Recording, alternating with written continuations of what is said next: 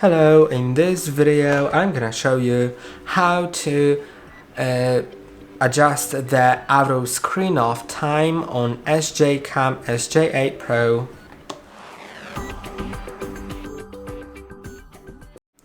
After some time of inactivity, the screen will turn off. After even more time of inactivity, the device will turn off.